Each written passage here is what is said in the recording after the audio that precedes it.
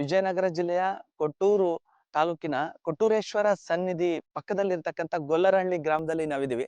ಸಿರಿಧಾನ್ಯಗಳಲ್ಲಿ ಬಹಳ ಮಹತ್ವವನ್ನು ವಹಿಸಿರ್ತಕ್ಕಂಥ ಬರಗು ಅಂತ ಏನ್ ಹೇಳ್ತೀವಿ, ಆ ಬರಗು ಬೆಳೆಯನ್ನು ಈ ಗೊಲ್ಲರಹಳ್ಳಿ ಗ್ರಾಮದಲ್ಲಿ ಒಬ್ಬ ರೈತರು ವಿಶೇಷವಾಗಿ ಇದೇ ಮೊದಲ ಬಾರಿಗೆ ಬೆಳೆದು ಕೊಟ್ಟೂರು ತಾಲೂಕಲ್ಲಿ ಸಕ್ಸಸ್ ಆಗಿದ್ದಾರೆ. ಅವರ ಯಶೋಗಾಥೆಯನ್ನು ನಮ್ಮ ಕೃಷಿ ಮಾಧ್ಯಮ ಯೂಟ್ಯೂಬ್ಗೆ ಒಂದು ವಿಡಿಯೋ ಮಾಡ್ಲಿಕ್ಕೆ ನಾವು ಬಂದಿದ್ದೀವಿ. ಧರ್ಮಸ್ಥಳ ಗ್ರಾಮೀಣಾಭಿವೃದ್ಧಿ ಸಂಸ್ಥೆಯ ಕೃಷಿ ವಿಭಾಗದಿಂದ ಮಾಹಿತಿ ಪಡೆದು ಅದೇ ವಿಭಾಗದಿಂದ ಅವರು ಬೀಜವನ್ನು ಪಡೆದು ಅದ್ಭುತವಾಗಿ ಬರಗು ಬೆಳೆಯನ್ನು ಬೆಳೆದಿದ್ದಾರೆ. ಆ ಒಂದು ರೈತರ ಜಮೀನಲ್ಲೇ ನಾವಿದ್ದೀವಿ. ಅವರಿಂದನೇ ಕೇಳೋಣ ನಾವು. ನಮಸ್ಕಾರ ಯಜಮಾನ್ರಿಗೆ. ನಮಸ್ಕಾರ ಸರ್. ನೀವು ತಮ್ಮ ಹೆಸರೇನು? ತಮ್ಮ ಹೆಸರು ಪತ್ರಪ್ಪ ಅಂತ. ಯಜಮಾನ್ರೆ, ಅಂದ್ರೆ ರಾಗಿ ಬೆಳಿತಾ ಇದ್ರಿ, ಈ ಕಡೆ ಭಾಗದಲ್ಲಿ ಕೆಲವು ತಂಬಾಕು, ಹತ್ತಿ, ಮೆಕ್ಕೆಜೋಳ ಹಿಂಗ್ ಬೆಳಿತಾ ಇದಾರೆ. ಆದ್ರೆ ನೀವು ಬರಗು ಬೆಳೆದಿದ್ದೀರಿ ಸಿರಿಧಾನ್ಯದಲ್ಲಿ, ಅದ್ಭುತವಾಗಿ ಬಂದಿದೆ ಈ ರೀತಿ. ನಿಮ್ಗೆ ಇದನ್ನು ಬೆಳಿಬೇಕಂತ ಯಾಕೆ ಅನ್ನಿಸ್ತು? ಬೆಳೆ ಹೆಂಗ್ ಬಂದಿದೆ ಸ್ವಲ್ಪ ಮಾಹಿತಿ ಕೊಡ್ಬೋದಾ? ಕೊಡಬಹುದು ಸರ್. ದಯವಿಟ್ಟು ಸರ್, ಇದು ಕಾಳು ಸಣ್ಣದೈತಿ ಸರ್, ಭಾರಿ ಮಿನ್ಸೈತಿ ಕಾಳು. ಭಾರಿ ಈಡಕ ಸರ್, ಕಾಳು ತೂಕ ಹಂಗ ಬರ್ತದ. ಅದಕ್ಕೆ ನಾವು ಹೊಸದ್ ಹಾಕಿ ಈ ವರ್ಷ ಮತ್ತೆ ಚೆನ್ನಾಗಿ ಬಂದಂಗ ಐತಿ ಅನ್ಸತ್ ಸರ್. ಇದೆಲ್ಲ ನೋಡಿದ್ರೆ ಎಷ್ಟು ವಿಸ್ತೀರ್ಣದಲ್ಲಿ ಹಾಕಿರಿ? ಎಷ್ಟು ಎಕರೆ? ಅಷ್ಟೊಂದು 40 ಸೆಂಟ್ಸ್ ಹಾಕಿ. ಅರ್ಧ ಎಕರೆ ಹಾಕಿರಿ? ಅರ್ಧ ಎಕರೆ 10 ಸೆಂಟ್ಸ್ ಹಚ್ಚಿವಿ, ಅರ್ಧ ಎಕರೆ ಹಾಕಿ. ಇದ್ರ ಖರ್ಚು ಹೆಂಗೆ? ಎಷ್ಟ್ ದಿನಕ್ಕೆ ಬೆಳೆ ಬರ್ತತಿದು? ಇದು 90 ದಿನ 100 ದಿನದೊಳಗ ಬರ್ತದೆ. 3 ತಿಂಗಳೊಳಗೆ ಬೆಳೆ? 3 ತಿಂಗಳೊಳಗ ಬೆಳೆ ಬರ್ತದೆ. ಅಲ್ಲ, ಇದು ಮಾರ್ಕೆಟಿಂಗ್ ಹೆಂಗೆ? ಮಾರ್ಕೆಟಿಂಗ್ ಹೊಸ ಸಾರ್ ಈಗ ನಮ್ಮ ಸಂಸ್ಥೆಯವ್ರು ಕೊಟ್ಟಾರು. ಯಾರು? ಧರ್ಮಸ್ಥಳ ಸಂಸ್ಥೆಯವರು. ಅವ್ರು ಮಾರ್ಕೆಟ್ ಏನ ಕೊಡ್ತಾರೋ ಆ ಲೆಕ್ಕದ ಕೊಡಕ್ರಿ. ನಾವು ಹೊಸದಲ್ಲ ಸರ್ ಹಾಕಿರೋದು, ಮಾರ್ಕೆಟ್ ಅನುಭವ ಗೊತ್ತಲ್ಲ ನಮ್ಗೆ. ಆ ಸಂಸ್ಥೆಯಿಂದ ನಾವು ಅದನ್ನ ಮಾರ್ಕೆಟ್ ಅವರೇ ತಗೊಂತಾರೆ. ಅವರೇ ತಗೊಂತ. ಈಗ ಏನಂದ್ರೆ ರಾಗಿ ಬೆಳಿತಾ ಇದ್ರಿ ಹಿಂದೆ, ರಾಗಿ ಬೆಳಿತಿದ್ವಿ. ಅದಕ್ಕೆ ಖರ್ಚು ಜಾಸ್ತಿನ ಇದಕ್ಕೆ ಖರ್ಚು ಜಾಸ್ತಿ ಬರ್ತದ? ಪಕ್ಕದಲ್ಲಿ ರಾಗಿನೂ ಬೆಳೆದಿದ್ದೀರಿ ನೀವು, ನೋಡಿದೆ ನಾನು. ಯಾವ್ದು ಚೆನ್ನಾಗಿ ರೈತರಿಗೆ? ಇದ್ರದ್ದೇನ್ ಖರ್ಚು ಸರ್, ಅದು ಇದು ಖರ್ಚು ಸರ್. ಅರ್ಧ ಗಂಟೆಗೆ ಏನು ಒಂದು 6-7 ಆಳು ಕಳೆ ತೆಗಿಸಿ ಸರ್, ಅಷ್ಟೇ. ನೀರು ಬಿಟ್ಟಿ ಗೊಬ್ಬರ ಕೂಡ ಹಾಕಿಲ್ಲ, ಬಿತ್ತಕ್ಕಾರ ಗೊಬ್ಬರ ಹಾಕಿದ್ವಿ. ಈ ಮೇಲ್ ಗೊಬ್ಬರ ಕೂಡ ಹಾಕಿಲ್ಲ, ಅಷ್ಟು ಚೆನ್ನಾಗಿ ಬಂದೈತಿ. ಹಂಗಲ್ಲ, ಈಗ ರಾಗಿಗೂ ಇದಕ್ಕೂ ಕಂಪೇರ್ ಮಾಡಿದ್ರೆ ನಾವು ಇದು ಆದಾಯ ಜಾಸ್ತಿ ಬರ್ತದಂತೀರಾ ಅದಕ್ಕಿಂತ? ಅಲ್ಲ, ಈಗ ಕಂಪ್ನಿ ಸಂಸ್ಥೆಯಿಂದ ಖರೀದಿ ಮಾಡಿದಾಗ 5,500-6,000 ರೂಪಾಯಿ ಖರೀದಿ ಮಾಡಿದಾಗ ರಾಗಿ ಆ ರೇಟ್ ಸಿಗಲ್ತದ. ಈಗ ಇದು ಹೊಸದಲ್ಲ, ನಮ್ಗೆ ಇಳುವರಿ ಆತರ ಇಷ್ಟಕ ಒಂದು 5 ಕ್ವಿಂಟಲ್ ಬರ್ತಂತ ಹೇಳ್ತಾರೆ ನಮ್ಮ ಸಂಸ್ಥೆ ಸಾರ್. 5 ಕ್ವಿಂಟಲ್ ಬಂದು ಸಾಕು ಇಷ್ಟ ಅರ್ಧ ಎಕರೆಗೆ. ಅಂದ್ರೆ ಖರ್ಚು ಕಡಿಮೆ, ಆದಾಯ ಜಾಸ್ತಿ. ಆದಾಯ ಜಾಸ್ತಿ ರೈತರಿಗೆ. ಬೇರೆಯವ್ರಿಗೆಲ್ಲ ಬರಗು ಬೆಳಿಲಿಕ್ಕೆ ಹೇಳ್ತೀರಿ? ಹೇಳ್ತಾರೆ. ಇಲ್ಲ ಹಾಕ್ಸಾರಿಗೆ ಈ ಕೊಟ್ಟೂರು ತಾಲೂಕಲ್ಲಿ ನೀವೇ ಫಸ್ಟ್ ಬೆಳೆದ್ರೆ? ನಾವು ಫಸ್ಟ್ ಗೊತ್ತಿದ್ದಂಗೆ. ಹೌದೌದು, ಯಾರು ಹಾಕಿಲ್ರಿ. ಎಲ್ಲರೂ ಹೋಗಿ ಕಾಳು ಊರಾಗ ಹೋಗಿ ನೋಡ್ರಿ, ಏನ್ ಕಾಳು ಎದ್ರ ಕಾಳು ವಿಷಯ ಗೊತ್ತಿಲ್ಲ. ನೀವೆಲ್ಲ ಚಿಕ್ಕರಿದ್ದಾಗ ಇದು ತಿಂತಿರ್ಲಿಲ್ಲ? ಸಿರಿಧಾನ್ಯಗಳು, ನವಣೆ, ಬರಗು ತಿಂತೀವಿ. ಕುಟ್ಗೆನ್ ತಿಂತಿದ್ವಿ. ಅವ್ರು ಜನ್ಮರ್ಷಕ್ಕೆ ನವಣೆ ಕುಟ್ಗೆ ನವಣಕ್ಕಿ ಮಾಡಿ ತಿಂತಿದ್ವಿ. ಅವಾಗ ಬೆಳಿತಿರ್ಲಿಲ್ಲ ಇದನ್ನ? ಇದು ಬರಗ ಬೆಳಿತದೆ ಸರ್. ನವಣಿ ತರಿ ಬೇರೆ ಐತಿ ನೋಡ್ರಿ, ಇಲ್ಲಿ ಐತಿ ನವಣಿ ತರಿನೇ ಬೇರೆ. ನವಣೆ ನೋಡಿದ್ವಿ. ಇದ್ರಲ್ಲಿ ನವಣೆನೂ ಇದೆ, ಒಂದೊಂದು ಇಲ್ಲೇ ನವಣಿ ಮಿಕ್ಸ್ ಆಯ್ತು ನೋಡ್ರಿ, ಒಂದೊಂದು ಮಿಕ್ಸ್ ಆಗಿರುತ್ತೆ. ಈಗ ಟೋಟಲಿ ನಿಮ್ದು ಎಷ್ಟು ಎಕರೆ ಜಮೀನ್ ಇದೆ ಯಜಮಾನ್? ನಮ್ದು 5 ಎಕರೆ ಐತಿ ಸರ್. 5 ಎಕರೆ ಎಲ್ಲಾನು ನೀರಾವರಿ ಜಮೀನು. ಅಲ್ಲ, ಇದನ್ನ ಅಂದ್ರೆ ಕುಷ್ಕಿಗೆ ಬೆದ್ಲಿಗೆ ಹಾಕ್ಬೋದಾ ಇದನ್ನ? ಇಲ್ಲ, ಬೆದ್ಲು ಹಾಕೋದು ನನಗೆ ಗೊತ್ತಲ್ಲ ಸರ್. ಮುಂಗಾರಿಗೆ ಹಾಕಿದ್ರಂತ, ಆದ್ರೂ ಒಂದು ನಾವು ಹಿಂಗಾರಿಗೆ ಹಾಕಿವಿ. ನೀರ್ ಎಷ್ಟು ಸಲ ಬಿಟ್ಟಿದ್ದೀರಿ ಇದಕ್ಕೆ? ನೀರು 4-5 ಸಲ ಬಿಟ್ಟಿದ್ವಿ. 4-5 ಸಲ ಅಷ್ಟೇ? 3 ತಿಂಗಳು 4-5 ಸಲ ನೀರ್ ಬಿಟ್ಟಿದ್ದೀರಿ. ನೀರೇನ್ ಬಾಳ ತಾಳ ಸರ್, ನೀರ್ ಕೂಡ ಬಾಳ. ಫಸ್ಟ್ ಏನ್ ಬಿತ್ತನೆ ಮಾಡ್ತಿರಲ್ಲ ಅವಾಗ ಮತ್ತೆ ನೀರ್ ಬಿಟ್ಟಿವಿ. ಆಮೇಲೆ ಒಂದು 4 ಸಲ ಬಿಟ್ಟಿವಿ. ಅಲ್ಲ, ಕಳೆ ಮತ್ತೆ ಎಡೆಕುಂಟೆ ಹೊಡೆದಿವಿ. ಎಡೆಕುಂಟಿ ಹೊಡೆದು 2 ಸಲ ಎಡೆಕುಂಟಿ ಹೊಡೆದಿವಿ, ಕಳೆ ತೆಗ್ದಿವಿ, ಅಷ್ಟೇ. ಇನ್ನೇನು ಖರ್ಚು. ಅದಾದ್ಮೇಲೆ ಒಂದು 4-5 ಸಲ ನೀರ್ ಬಿಟ್ಟಿವಿ. ಆಲ್ರೆಡಿ ಕೊಯ್ಲಿಗೆ ಬಂದ್ಬಿಡ್ತೀವಿ. ಇನ್ನು ಎಷ್ಟು ದಿನ ಬೇಕು ಕಟಾವ್ ಮಾಡಕ್? ಬಂದ್ಬಿಟ್ಟ ಇನ್ನೊಂದು 15 ದಿವಸ 20 ದಿನಕ್ಕೆ 15 ದಿನಕ್ಕೆ ಬಂದ್ಬಿಡ್ತು. ಮುಂದಿನ ತಿಂಗಳು ಕಟಾವ್ ಮಾಡಕ್ ಬಂದ್ಬಿಡ್ತು. ಇದನ್ನೇ ನೀವು ಅಕ್ಕಿ ಮಾಡಿ ಮಾರಾಟ ಮಾಡ್ತೀರಾ ಅಥವಾ ಡೈರೆಕ್ಟ್ ಆಗಿ ಇದು ಕಾಳೆ ಮಾರಾಟ ಮಾಡ್ತೀರಾ? ತಗೊಂತಾರ? ಅಕ್ಕಿ ಜಿನ್ ಮಾಡೋದಿರ್ಬೇಕಲ್ಲ, ಜಿನ್ ಬೇಕಲ್ಲ ಸರ್. ಅದನ್ನ ಡೈರೆಕ್ಟ್ ಇದನ್ನೇ ಕಾಳನ್ನ ಕೊಟ್ಬಿಡ್ತೀರಿ? ಕಾಳ ಕೊಟ್ಬಿಡ, ಮತ್ತೆ ಅಕ್ಕಿ ಜಿನ್ ಮಾಡಿಸ್ಕೊಡ್ರೆ ಅವ್ರು ಅಕ್ಕಿ ಜಿನ್ ಮಾಡಿಸ್ಕೊಟ್ರ ಇನ್ನು ಜಾಸ್ತಿ ಆಗ್ತದೆ. ಅಕ್ಕಿ ಜಾಸ್ತಿ ಆಗತ್ತ ನಮ್ಗೆ. ಇದಕ್ಕಂತೂ ಅಕ್ಕಿ ರೇಟ್ ಜಾಸ್ತಿ ಆಗತ್ತ. ಬೇರೆ ಬೆಳೆ ಖರ್ಚು ಜಾಸ್ತಿ ಇರೋ ಬೆಳೆ ಬೆಳೆಯೋದಕ್ಕಿಂತ ರೈತರು ಈ ಬರಗು ಬೆಳಿಬಹುದು ಒಟ್ಟು ನಿಮ್ಮ ಅಭಿಪ್ರಾಯದಲ್ಲಿ? ಮುಂದ್ ವರ್ಷಕ್ಕೆ ನಮ್ಮೂರ ಬಾಳ ಮಂದಿ ಕೊಟ್ಟು ಹಾಕ್ಸ್ತೀನಿ ಸರ್. ಹಾಕಿಸ್ತೀರಿ? ಯಾಕಂದ್ರೆ ಇದ್ರದ್ದು ಅನುಭವ ಆಗೈತೆ, ಖರ್ಚು ಕಮ್ಮಿ, ಹಾ.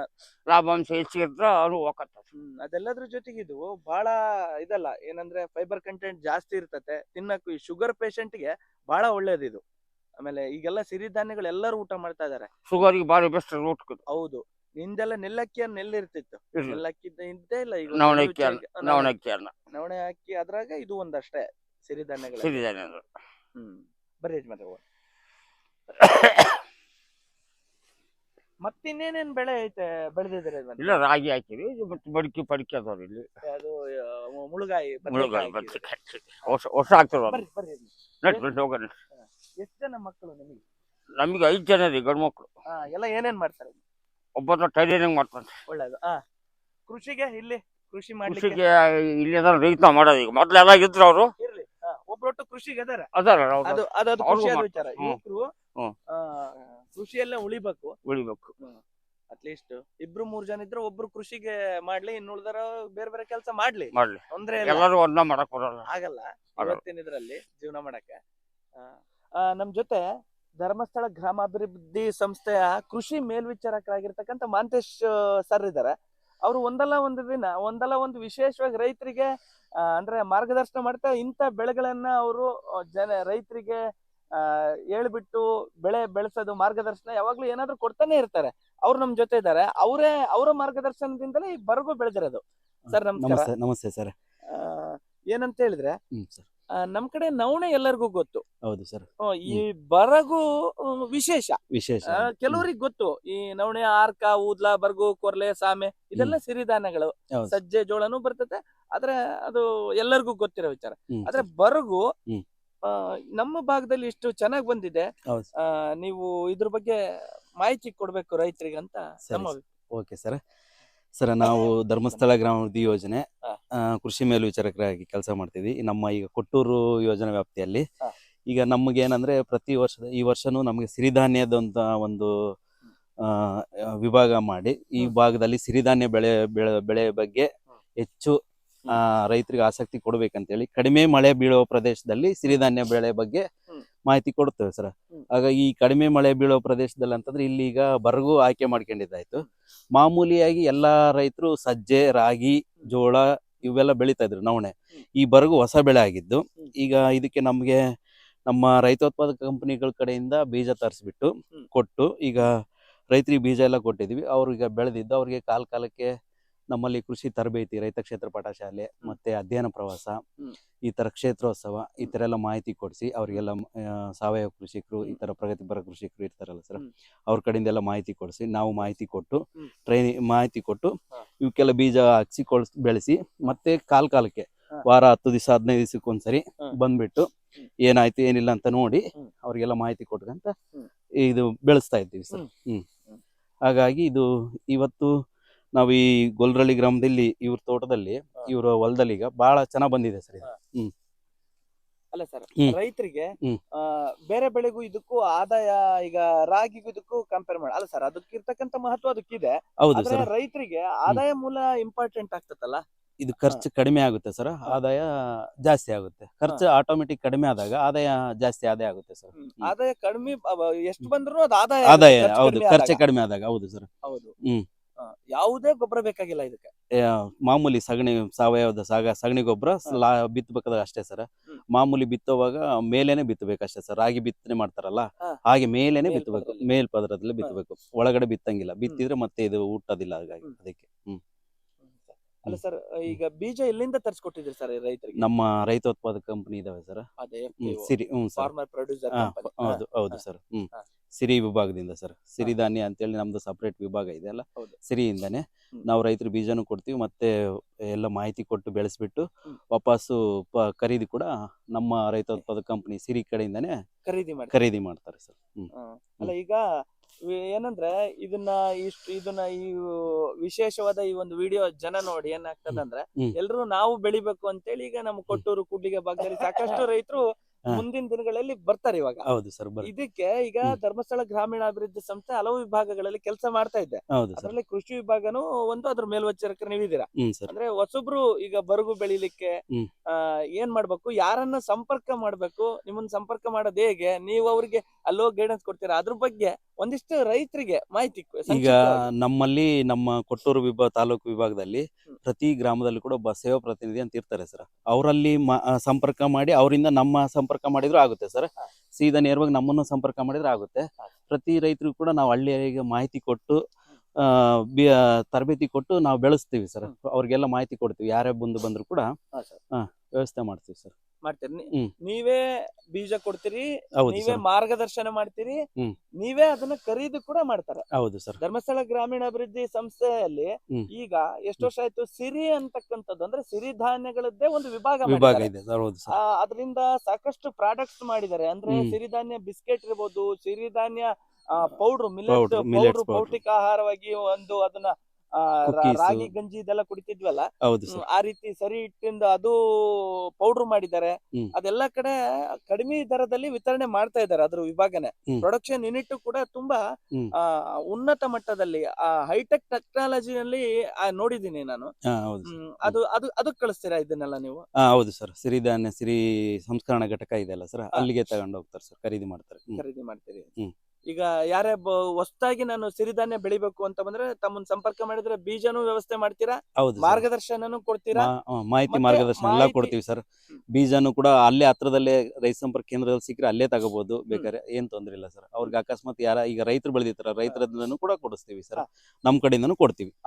ಏನಂತ ಹೇಳಿದ್ರೆ ಮಾರುಕಟ್ಟೆ ವ್ಯತ್ಯಾಸ ಆಗ್ತಾ ಇರ್ತದೆ ಸರ್. ಹೌದು, ಒಂದಿಷ್ಟು ಬೆಂಬಲ ಬೆಲೆ ಅಂತಾನು ಇದೆ. ಹೌದು ಸರ್. ಅಂದ್ರೆ ಬೆಂಬಲ ಬೆಲೆ ಅಂದ್ರೆ ಅದೇನ್ ರೈತರಿಗೆ ಸಂತೃಪ್ತಿ ಆಗಲ್ಲ ಸರ್. ಸಮಾಧಾನಕರವಾದ ಬಹುಮಾನ ಇದ್ದಂಗೆ ಅಷ್ಟೇ ಬೆಂಬಲ ಬೆಲೆ ಅಂತ ನನ್ನ ಪ್ರಕಾರ. ಎಲ್ಲದಕ್ಕೂ ಇಂಪಾರ್ಟೆಂಟ್ ಆಗೋದು ಮಾರುಕಟ್ಟೆ ಸರ್. ಬೇರೆ ರೈತರು ಬೆಳೆದ್ರೆ ನೀವು ಧರ್ಮಸ್ಥಳ ಸಂಘದವರು ಮಾರುಕಟ್ಟೆ ತಗೋತೀರಾ ಇದು ಸಿರಿಧಾನ್ಯವನ್ನ? ಈಗ ನಾವೆಲ್ಲ ಕೊಟ್ಟು ಇದ್ ಮಾಡಿಸ್ತೀವಲ್ಲ ಸರ್, ನಾವ್ ಒಂದಿಷ್ಟ ಇದ್ ಮಾಡ್ತೀವಲ್ಲ, ಅವಾಗ ನಾವೆಲ್ಲ ಕೊಟ್ಟು ಬೀಜ ಕೊಟ್ಟು ಇದ್ ಮಾಡ್ಸಿದ್ ನಾವು ತಗೊಂತೀವಿ, ಖರೀದಿ ತಗೋತೀರಿ. ಅಂದ್ರೆ ಅವತ್ತಿನ ದರಕ್ಕೆ ತಗೋತೀರಾ ಅಥವಾ ನಿಮ್ ದರ ಫಿಕ್ಸ್ ಇರ್ತದೆ ಸರ್? ಅದೆಷ್ಟಾದ್ರೂ ಆಗಿರ್ಬೋದು. ಮಾರ್ಕೆಟ್ ಅಲ್ಲಿ ಈಗ ಏನ್ ರೇಟ್ ಇರುತ್ತೆ ಅದೇ ರೇಟ್ಗೆ ಖರೀದಿ ಮಾಡ್ತೀವಿ ಸರ್. ಅದೆಷ್ಟೇ ಇರ್ಲಿ ಮಾರ್ಕೆಟ್ ಅಲ್ಲಿ ಆ ರೇಟ್ಗೆ ಖರೀದಿ ಮಾಡ್ತೀವಿ. ಯಾವುದೇ ದಲ್ಲಾಳಿಗಳಿಲ್ಲದೆ, ಯಾವುದೇ ಮಧ್ಯವರ್ತಿಗಳಿಲ್ಲದೆ ನೇರವಾಗಿ ಏನು ಧರ್ಮಸ್ಥಳ ಗ್ರಾಮೀಣಾಭಿವೃದ್ಧಿ ಸಂಸ್ಥೆಯ ಸಿರಿ ಅನ್ನೋ ವಿಭಾಗಕ್ಕೆ FPCಗಳ ಮೂಲಕ, FPCಗಳು ಅಂದ್ರೆ ಫಾರ್ಮರ್ ಪ್ರೊಡ್ಯೂಸರ್ ಕಂಪನಿ, ರೈತ ಉತ್ಪಾದಕ ಕಂಪನಿ ಅಂತ ಮಾಡಿದ್ದಾರೆ. ಹೌದು ಸರ್. ಹೌದು. ಅದಕ್ಕೆ ಕೊಡಬಹುದು ರೈತರು. ಹೌದು ಸರ್.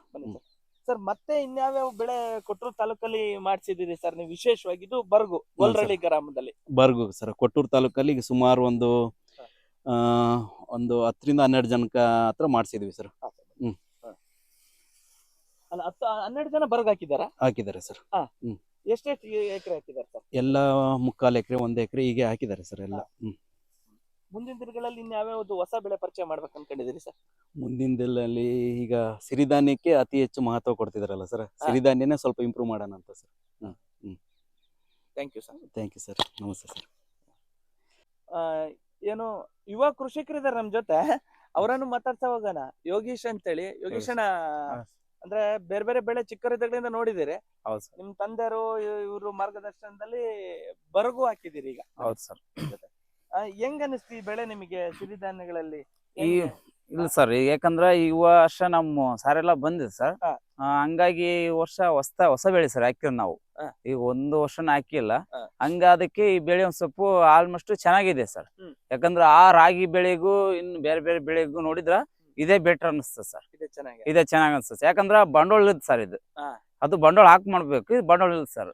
ಆ ಟೈಪ್ ಅಲ್ಲಿ ಇರ್ತದೆ ಸರ್. ಚೆನ್ನಾಗಿದೆ ಸರ್. ಅಂದ್ರೆ ಈ ಮುಂದಿನ ಬೆಳೆ ಏನು ಹೆಚ್ಚಿಗೆ ಮಾಡ್ಬೇಕಂತ ಇದ್ದೀರಿ? ಇದನ್ನೇ ನೀವು ಮುಂದಿನ ಬೆಳೆ ರಾಗಿ ಬಿಟ್ಟು ಇದನ್ನ ಜಾಸ್ತಿ ಹಾಕ್ಬೇಕಂತ ಅನಿಸ್ತೈತೆ ಸರ್. 2-3 ಎಕರೆಗೆ ಹಾಕ್ತೀರಿ? ಹೌದು ಸರ್. 1-2-3 ಎಕರೆ ಅಂತ ಹಾಕ್ಲೇಬೇಕಂತ ಸರ್ ಇನ್ನ ರಾಗಿ ಬಿಟ್ಟು. ಇದೇ ಬೆಳೆ. ನೀವು ಕೂಡ PUC ಓದಿದ್ದೀರಿ. ಹೌದು ಸರ್. ಇವತ್ತಿನ ಯುವಕರು ಕೃಷಿಗಳತ್ತ ಕೆಲವರು ಮುಖ ಮಾಡ್ತಾ ಇದಾರೆ, ಬಹಳ ಜನ ನಗರಗಳ ಹತ್ರ ಹೋಗ್ತಾ ಇದಾರೆ.